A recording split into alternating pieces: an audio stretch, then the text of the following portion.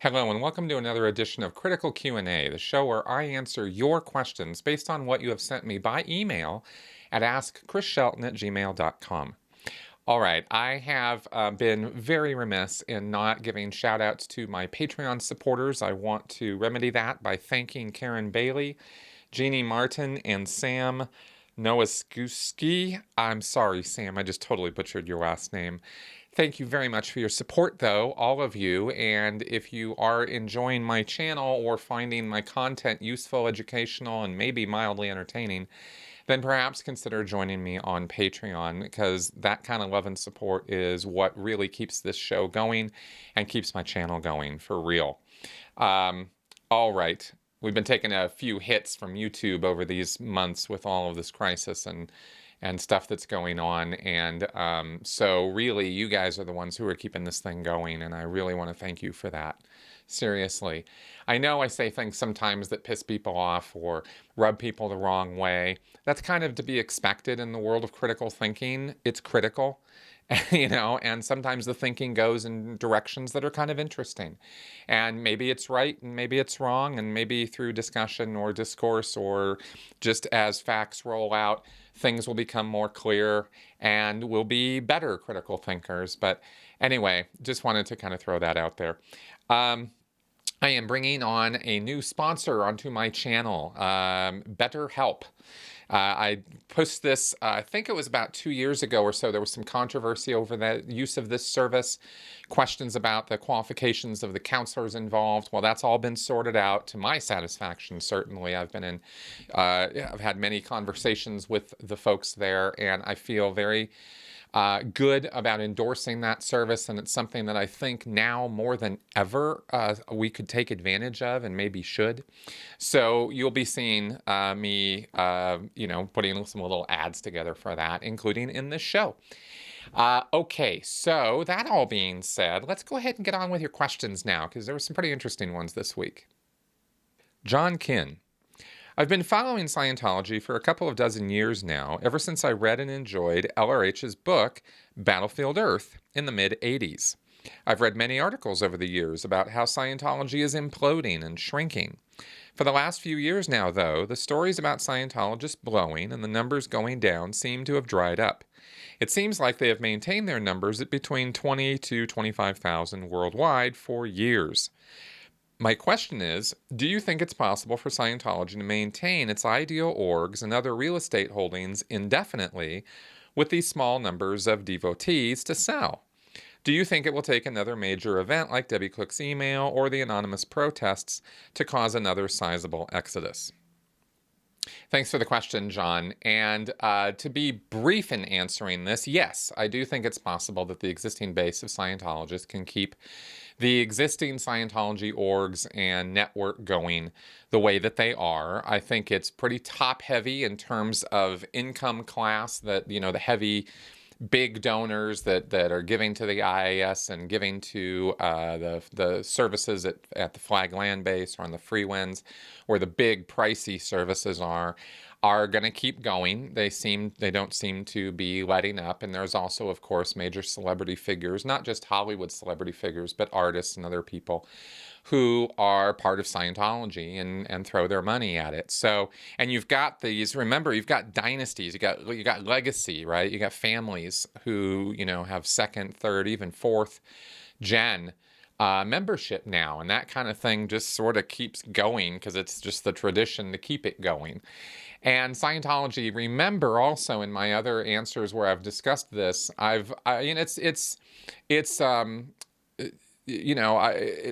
it's me wondering about it. It's not necessarily like this is factually how it is, but I believe that, I believe very strongly that Scientology's really been reduced down to its most core extremist members and those people who surround those extremists, family, friends, business relationships, who can't let go of them or don't want to for some reason and don't want and feel like, well, I know, they're in this group and they're not particularly keen on Scientology, but they don't ever let that be known at all to their Scientologist friend or family member.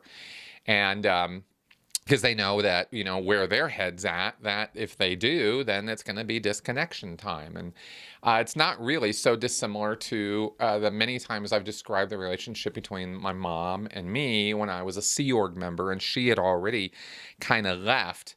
I don't think it's even that open. I mean, my mom was pretty open with me that she really wasn't interested in doing Scientology anymore. I think these folks don't even get to say that much. They have to kind of pretend or, take a phone call every now and again or show up at the church every now and again to prove their loyalty. But the extreme guys are still very, very hardcore. They've doubled, tripled, quadrupled down. They've been attacked. They've been argued with, they've been told, they've been shown, and they're just not interested. They just don't care. And that's, I think, what makes up the bulk of what's left of Scientology. So, between the exposing that ex-members have done over the decades, the anonymous movement, the documentaries, the TV shows, and the continued exposure that, that we continue to put out there, we've gotten rid of, all the, not just the cream, but, some of the rest of it too. And you're really left with this hardcore base. That's kind of how I see it. So what will it take to, hit that even harder? I think these sort of things come in waves. So yeah, another Debbie Cook email might be fascinating if it were to come from a major figure within the community, the Scientology community. A celebrity, let's say, or something. I mean, it would be quite something if, somebody like Elizabeth Moss were to, hit the eject button. Or, I don't know that Michael Pena as a celebrity has a ton of followers and status within the Scientology world. I think he'd be written off pretty quickly. Somebody like Elizabeth Moss would be harder to write off because she's so prominent. She's actually a rising star. And, of course, if Tom Cruise were to, say, oh, my God, I was in a cult, well, that would implode. That would be a really, really big deal in Scientology. But it still wouldn't actually get rid of it. It'd still be around. So, there isn't any kind of one and done with this stuff for sure. And so we just have to kind of keep, plugging away, exposing the abuses, letting people know that, these folks don't have your best interests at heart. And that's kind of how these things go. But yeah, I think they do have the resources within their own community right now.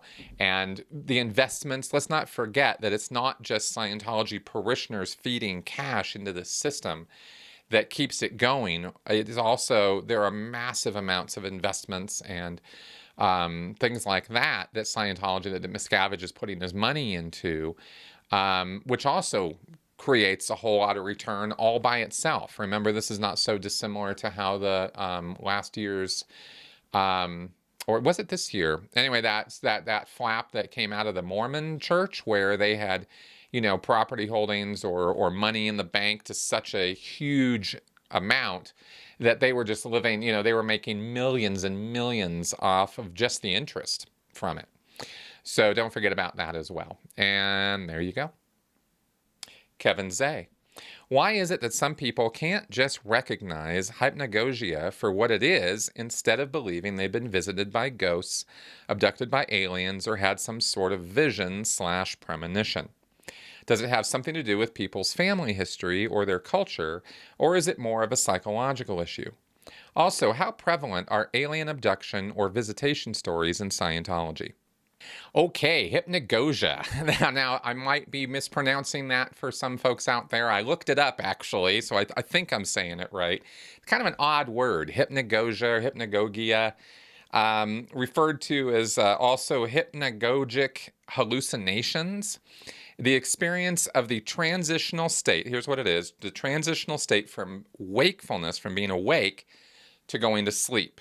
There's that period in between there where you're not asleep, but you're not totally awake. You're seeing, hearing things maybe that happens during this period. There are hallucinations that exist only up here that people experience. And before they get to sleep. It's also a word that's used to describe the sleep to wakefulness portion, but they also have another word for that, which is hypnopompic. So you can take your choice on that latter part, but I think we'll mostly concentrate on the falling asleep part. And Kevin, you asked about people having these various visions and how come they can't just recognize that. Well, this is both cultural and psychological. Culturally, you have a long history across all cultures in the world about dreams, about mythology or mysticism or mystic beliefs surrounding dreams and dream state and the significance of them. And we have put a lot of stock in what these visions and ideas and things we hear and see or feel or sense while we are in these semi-conscious states. And it's fascinating, actually. I mean, the study of all of this. But at the end of the day, what you're really doing is sort of explaining, firing off of neurons in the brain that produce these very, very realistic sensations. I mean, if you think about it for a second, everything you see, everything you hear, everything that you sense or experience goes through this mass, this little jelly-like mass in your head called your brain. And when you're really, quote unquote, hearing something, when there is actually an external stimuli causing your ear to vibrate or your eye to experience, the light waves going in there and being interpreted, that causes certain neurons to fire off that give you the experience that you have. And in these states, dream states, unconscious states, sleep states, whatever, the same patterns of neurons are firing off the same way as though there was an external stimuli. So for all intents and purposes, these things they're recreated physical events that you really do have a very, very hard time differentiating between these things, between a hallucination of the sound of a train, your memory of the sound of a train, and the real sound of a train. I mean, these things can be very, very easily confused, especially, like I said, if a person is going into this semi-conscious sleep state. Now, that's about as much expertise as I can bring to this, okay? That's about as far down that rabbit hole that I can speak intelligently about it. But the point of what I'm saying is that these things feel real. And for people who don't go looking to the science or going to look to figure out the biology of it or the neuroscience of it or whatever, people aren't that interested. They, if they see or hear or feel something, that's it. It was real. I don't need to question it anymore. I experienced it, and that's how it is. And you see this all the time. So to that degree, it's also psychological, right? Because we don't want to think that we're imagining things. We don't want to think we're out of our mind. We don't want to think all these things that would basically lead in the direction of us being insane or not fully rational, right? We're all rational creatures. So, so you bump up against, that kind of thing. And of course, then comes the motivated reasoning and cognitive dissonance resolution and all the other things that come into play when people are trying to sort out reality from fantasy. So, why is it that they just can't recognize it? Well, they either are ignorant of the phenomena as a phenomena. They don't even bother trying to find out what's going on. They just think that what happened to them is real. Or they do know about that, but they're absolutely convinced that because they experienced it in the way that they experienced it, it must be real. And therefore the demon or ghost or alien or whatever that came, well, that's just how it is. So, and the telling thing here, of course, is lack of physical evidence. If you're going to talk about being taken off by aliens in the middle of the evening or being visited by demons or something, well, then maybe there'd be some kind of psychic, residue or the whole ectoplasm thing. Or, if you went off to, maybe if you got dragged out of your house, then maybe there'd be some dirt or some, you know what I'm talking about. There might be some kind of physical evidence. And if there is none at all, Well, you can use circular logic to explain why that is and have this little self-contained fantasy, or you can, maybe apply a little critical thinking and think maybe that entire episode just happened all up here and it didn't have any real physical manifestation, or in other words, it didn't really happen. You just imagined it. It's really hard for people to go there, especially when they have super realistic experiences. And especially in sleep states, our brains can be amazing deceivers. I mean, how often have you woken up from a dream in the middle of the night? This has happened to me so many times. And you're just absolutely positive that what was happening to you in your dream that you were just having, nightmare even, was absolutely real, was happening to you in real time. I've woken up sometimes from some nightmares, especially some of the, waking up back in the Sea Org kind of dreams, where I was positive that I was back in the Sea Org, or I was being chased by the monster, or I was shot, or whatever it was that was happening. It felt so real. And, you wake up and I was just like, I'd be like, oh, thank God that was just a dream. Oh my God, like I thought it was all over. I thought my life was ruined. I thought it was the end. It seemed very real. So, and knowing everything I know, when you're in that place, there's no questioning it. So that's kind of why. So it's a mixture of these things, as far as your question goes, Kevin. But it's really something, isn't it? For me, I find it fascinating now because I'm kind of into the neuroscience of it, and I'm just amazed at how we can do that to ourselves. And it's really only very, very recently, that we've started thinking about this whole thing in a very, very different light and stopped lending these hallucinations, the credence of reality. Prior to, scientific enlightenment, psychology, age thinking, those things were real. You didn't question any of that stuff. That was real. Those angels that were visiting you, those demons that were visiting you, that happened. That was as real as this table is real to those people at that time. So, so we're really kind of new on trying to figure out what else is going on there. Anyway, as far as Scientology goes, alien abductions or visitation stories. The funny thing about this, and Aaron and I have noted this in the past, is in talking about this particular thing, is it's funny how in Scientology, when somebody started talking that way in auditing sessions, talked about how L. Ron Hubbard had visited them, or aliens, or the Markabians, or whatever, had come by in their sleep, or, something like that, they'd get pushback. They would tend to not be believed.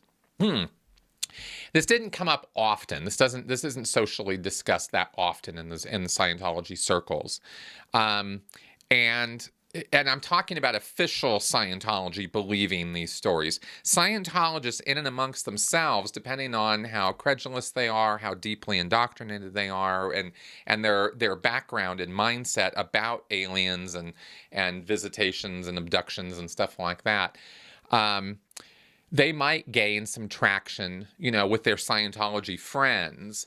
But I never once heard a Scientologist claim to have actually been abducted by aliens. Okay, I should clarify what I'm talking about.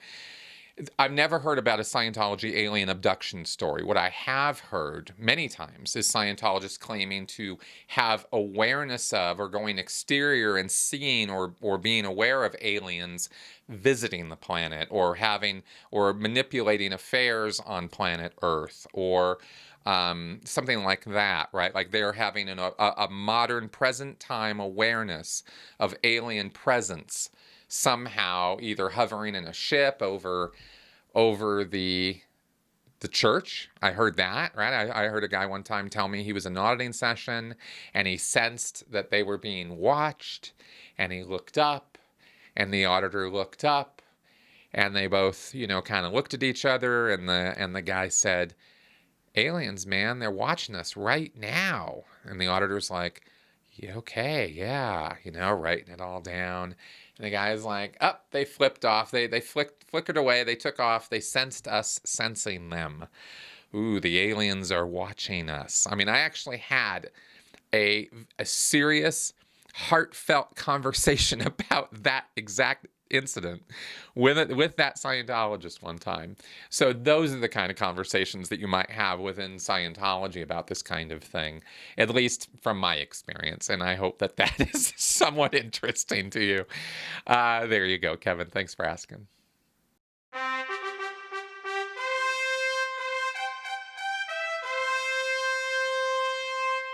Hey, everyone. I want to introduce you to a new sponsor for my show, which I think is a vital service that, especially now, is something we might all want to avail ourselves of, and that is BetterHelp. If you are feeling anxious or sad or just want someone to talk to, who better than a licensed professional therapist? I know in the past there was some controversy with this, but that's been addressed, and I'm happy to endorse this service now. BetterHelp is a professional service which will assess your needs and match you with your own licensed professional therapist. And you can start communicating in under 24 hours. It's not a crisis line. It's not self-help. It is professional counseling done securely online. There's a broad range of expertise available, which may not be locally available in your area. This is actually a worldwide service, not just here in the U.S. You can log into your account anytime and send a message to your counselor. You'll get timely and thoughtful responses, plus you can schedule weekly video or phone sessions at your convenience instead of having to wait on theirs. BetterHelp is committed to facilitating great therapeutic matches, so they make it easy and free to change counselors if needed. It's more affordable than traditional offline counseling, and financial aid is available. I endorse this service, but check it out for yourself. Visit their website and read their testimonials. And if you sign up using my special URL, you'll get 10% off your first month. Look them up at betterhelp.com/ChrisShelton. Pretty easy to remember, right?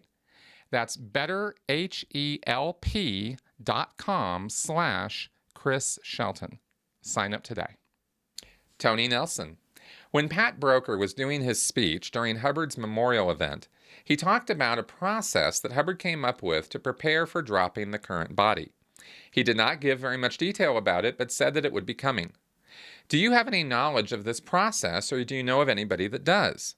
My guess is that there are no substantial levels beyond OT8, including this preparing for death process. I would love to see Pat Broker come forward like Mike Rinder has. If Pat was honest, I think he would have some very interesting information about Hubbard's final years. Do you think he will ever talk? I am guessing he never will. Thanks for the question, Tony. This is pretty interesting stuff, actually, this whole, preparing for death thing.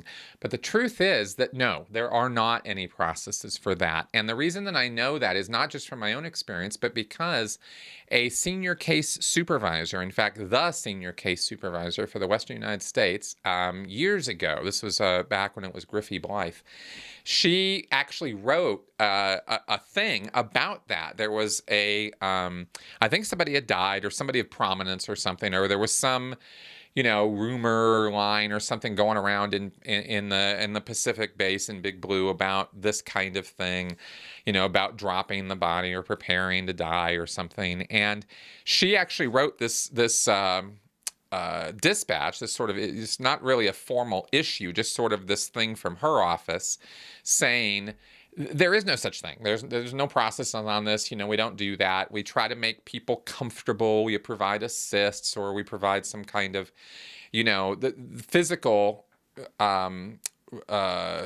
comfort, something that will provide some physical relief from pain or suffering. But as far as preparing a person to, go off and get another body or something, there isn't really any formal process for that she was aware of, and she was the senior case supervisor for the Western United States. So she was a very highly trained, well-educated Scientologist who had spent decades auditing and overseeing the auditing of other people. So I'm pretty sure if there was something like that, she would have known about it. And she said specifically that there isn't, which is why I can answer the question with such certainty. As far as Pat Broker goes, I couldn't agree with you more, but I'm pretty sure that if he had any, I don't know if you're aware, but Pat Broker was followed by 2 private investigators for a decade, more, 15 years, 20 years. They were paid millions of dollars by the Church of Scientology over this time to just follow him around. One wonders if he was aware of that or not, but certainly once Tony Ortega broke the story that had happened, because these 2 PIs, kind of flipped on the church because they were sick of not getting paid after a certain period of time, and Tony found out about it, right? And then for a brief period of time, they were speaking up before the church wrangled them back in. Pretty sure Pat would have seen that. Pretty sure he would have become aware of that if he hadn't already known about it. And I'm pretty sure that kind of thing, like if you think that David Miscavige is so keenly interested in you that he's having you followed everywhere you go, everything you do for years, this is somebody who is got his eye on you directly and specifically. So he's probably not super keen on creating more trouble for himself than that by speaking up. Probably a perfectly nice guy, but it doesn't seem to have any interest at all in exposing anything about Hubbard's final days, and that really sucks because he's the only one at this point who could do it. And there you go. James Hacker. Do you think that in this day and age that Scientology helps or hinders a celebrity's ability to find work? I cannot think of anything that celebrities such as Kirstie Alley or Ann Archer have done in the past decade, at least nothing notable. This includes the likes of Marisol Nichols, Giovanni Ribisi, etc. Dan Masterson has been notable as of late, but it's certainly not for his roles or talent. Hey, thanks for the question, James. My honest opinion of this is that I don't think at this point Scientology plays a factor in somebody getting jobs in Hollywood, pro or con. I don't think Scientology really has any pull or influence, and I think that the influence they did have was over-exaggerated, even at its heyday. However, that's the church's influence. I am not necessarily referring to Tom Cruise's influence. He, as an individual, has gone way out of his way to let other Scientologists know that they are on, being watched, and they better represent Scientology, and they better be good, role models and all that kind of thing, and they better start talking about some Scientology. Well, we heard that story from Mark Headley some years ago, but since then we also know why Tom Cruise had to there on being so vigorously enthusiastic about it, and he had to shut the hell up. Other celebrities who are Scientologists clearly got the message from watching that happen or learning about it and are not talking about Scientology. And it's very, very clear that their only allowed statements on the matter are read a book, it's fine for me, you're a bigot if you attack my race, my religion. And that's about it. That's all they'll say about it. They're very, very hush-hush. You want to know about it, read a book. Well, that's nice and safe for them, and they don't have to answer any questions about it, and they don't have to deal with any, difficulties or unpleasantness about it. But I don't think behind the scenes it's really a factor. And to be honest with you, I really don't think it even should be. I've got my thing about Tom Cruise as an individual, but religious discrimination is never a good thing. And any more so than, racial discrimination or cultural discrimination, just only based on that. Here's your label. Now get out of here because you suck. At the end of the day, no human being really deserves to be treated that way, that simplistically. And, so I'm okay with that. I'm still not going to watch their movies. But we can see in the rising star of Elizabeth Moss that Scientology's not getting in the way of her career at all. Michael Pena still has a career. He's still doing fine. The thing I wanted to comment on with this question is I think Scientology destroys them as individuals. I think that's where their careers tank. Not because I don't think the career tanks because they're a Scientologist. I think they tank because they're Scientologists. Because, being a long-term Scientologist is detrimental to your mental health. It just is. It's not my opinion that it's that way. I guess it could be an opinion, but it's, we see it over and over and over again. I've lived it. I've experienced it. I've dealt with hundreds, thousands of people who have, said the same thing or some variation of that. So I think the reason why you see, people's careers sort of peak and then, in the world of Scientology is because they just kind of lose it. I don't mean they all go nuts. I'm not talking about insane asylum level insanity or something, but Scientology messes with you and it messes with your head in significant ways. I don't know how else to describe it simply. You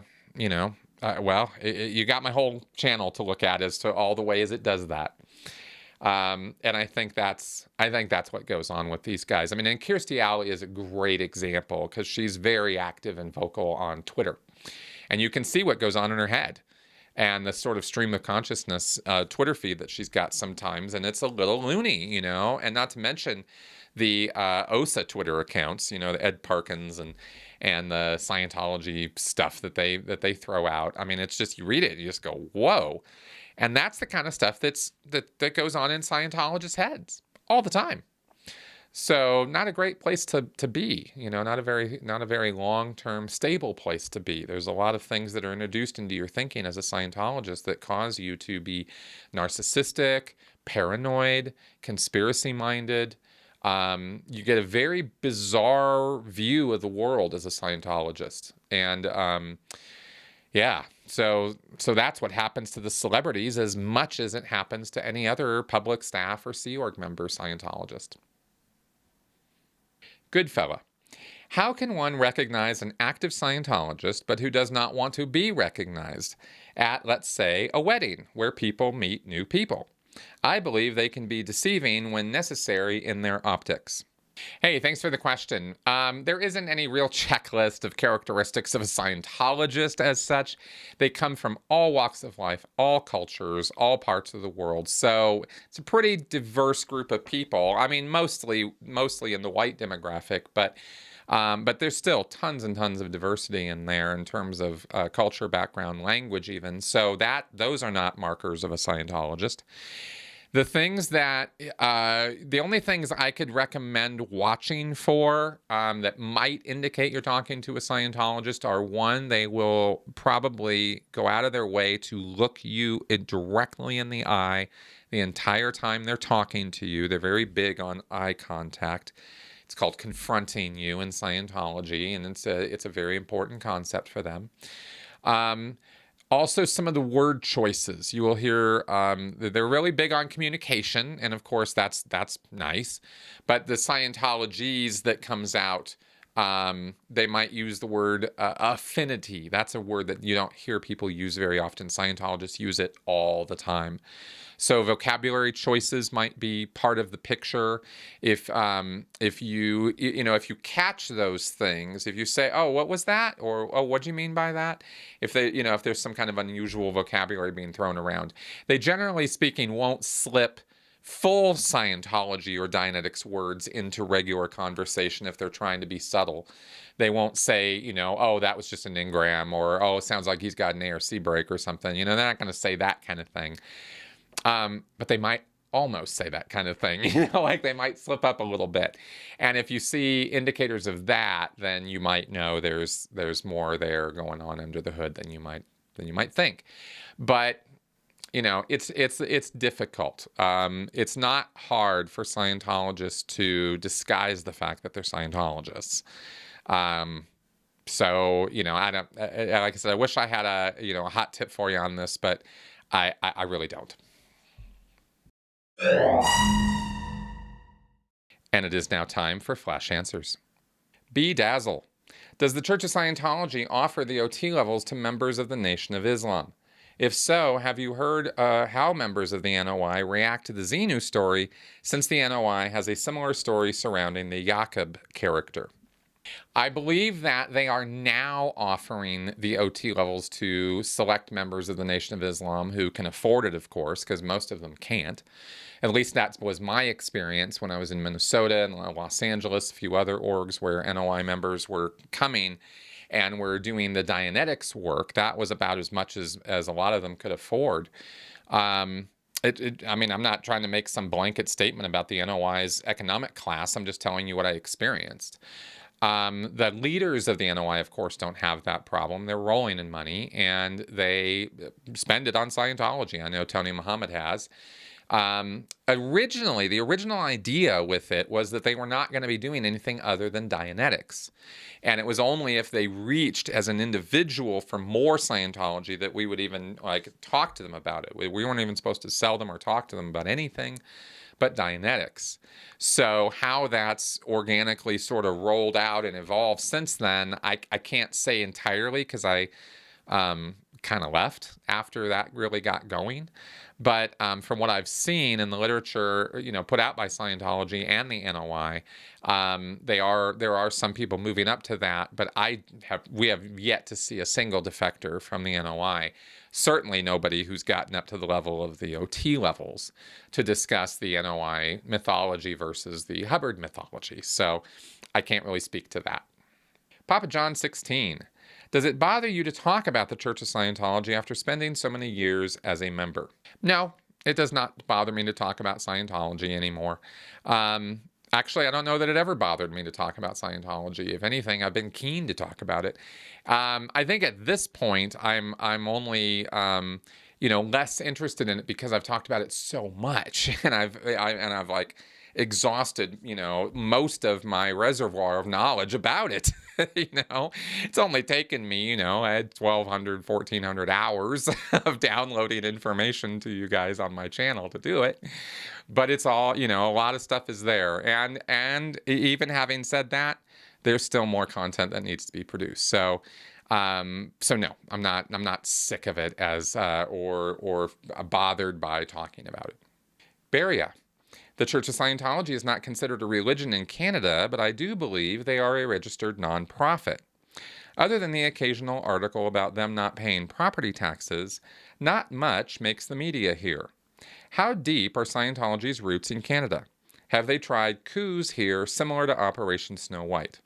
Scientology's always had a fairly minimal presence in Canada, really not much of a footprint at all. But you might be interested to know that even during Operation Snow White, there were activities going on in Canada. They were trying to go into and get the documents out of the government files and clean them, sanitize them, if you will, of anything bad about L. Ron Hubbard. And that included in the Canadian government too, as far as I understand. So you can check the history on that. But they have been working on those kind of operations in Canada as much as they have been, or at least to some degree up there, as they did in the United States and elsewhere. And of course, the reason for that is because Scientology is the same everywhere it exists. Same policy, same dogma, same headspace. So same bad acts, and that's as I really don't know a whole lot more about Scientology in Canada.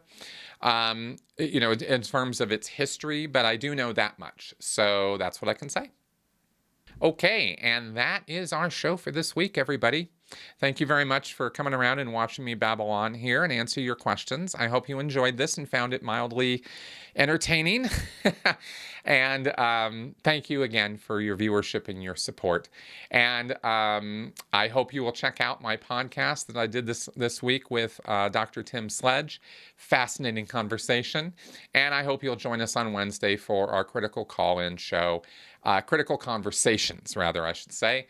where I am joined by my beautiful wife, Melissa, right here to take your calls and talk to you directly. And I would really love to do that. I hope that you guys will check that show out and will call in and talk to us. I think there's so many things to talk about these days, and we want to hear what you have to say about it. That being said, there's my plugs. See you guys next week. Bye-bye.